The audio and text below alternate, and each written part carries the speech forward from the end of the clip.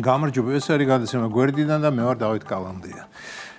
როდესაც რაღაც ახალისოს გაგება მინდა, Interpress News-ის გვერდზე შევდივარ და დიდი ყურადღებით ვკითხულობ.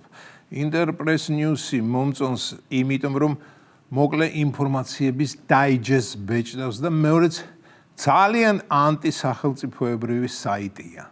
10 ინფორმაციიდან 11-ში ოპოზიციის ფიქრებსა და ნაზრევს აქვეყნებს და მათი თუ დაიჯერე იფიქრებ, რომ ქვეყანა 99%-ით ოპოზიციონერებისგან შედგება.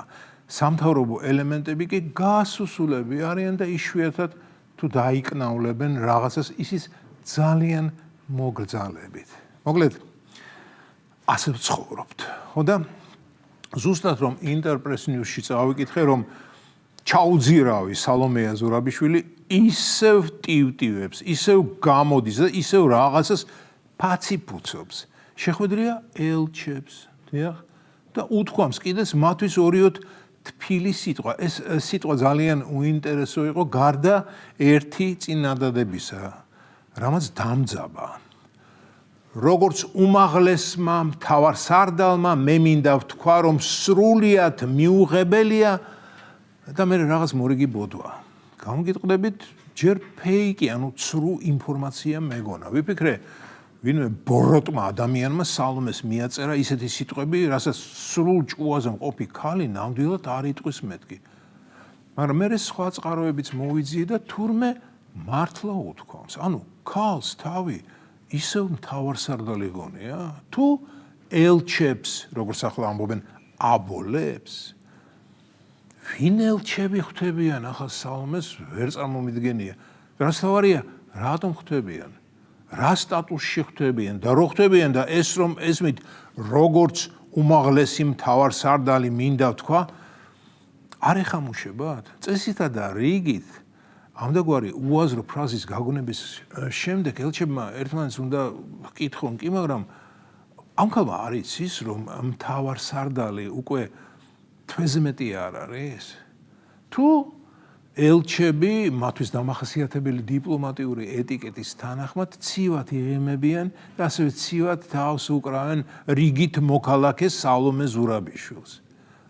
ეს ელჩები ალბათ საკუთარი გაწეული მუშაობის შესახებ პერიოდულად ანგარიშსაბარებენ თავიანთი ქვეყნების საგარეო საქმეთა მინისტრებს. აი ასეთი შეხვედრის შესახებ და შეხვედრა ოფიციალურ ხასიათს ატარებდა, როგორც ხვდები, ხო და ასეთი შეხვედრის შესახებ რას უპატაკებენ? დღეს ამ და ამ რიცხვში მე ელჩი X-ი, ჩემთან ერთად ელჩი Y და კიდევ ორი ელჩი Z და 0 შევხვდით, ვის შეხვდნენ? დავიჯერო, დაწერენო, შეხვდნენ საქართველოს უმაღლეს მთავარსარდალს? არ ამგონია, რადგან ასეთ ანგარიშზე მოვა რეზონული კითხვა და თქვენ ელჩო X განა არიცით, რომ სალომე ზურაბიშვილი უკვე აღარა არც სარდალი და არც არაფერი და თუ ელჩი X-ი წერს შევხვდით მოქალაქე ზურაბიშვილს და ველაპარაკეთ მასთან საქართველოს მომავალზე, მაშინ აქაც კითხვა იბადება, კი, მაგრამ რიგით მოქალაქე სალომე ზურაბიშვილს რატომ ხვდებით? რა კავშირი აქვს რიგით მოქალაქე ზურაბიშვილს საქართველოს მომავალთან? აი ფანტაზია არ მყოფნის მივხვდე თუ რატომ უნდა შეხვდე მაღალი რანგის დიპლომატიური პირი ნაპრეზიდენტალ სალომე ზურაბიშვილს და მისგან მოისმინო, რომ თურმე ის უმაღლესი მთავარსარდალია.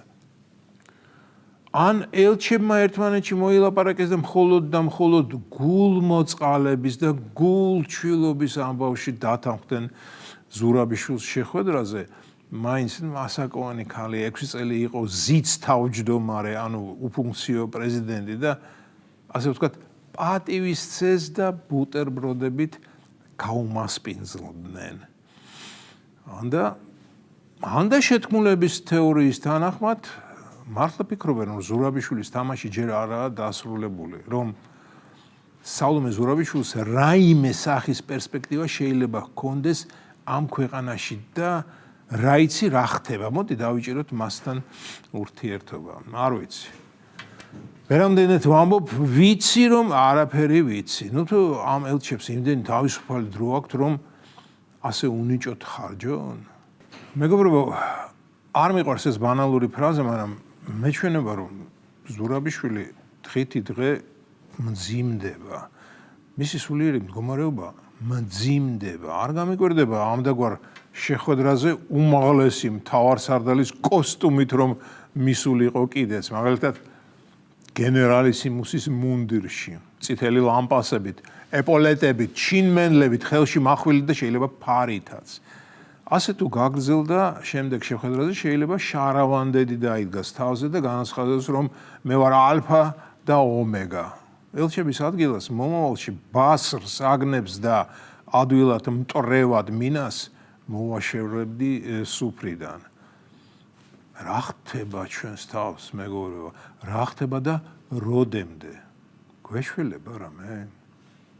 ეს იყო გადაცემა გვერდიდან და მე ვარ დავით კალანდია.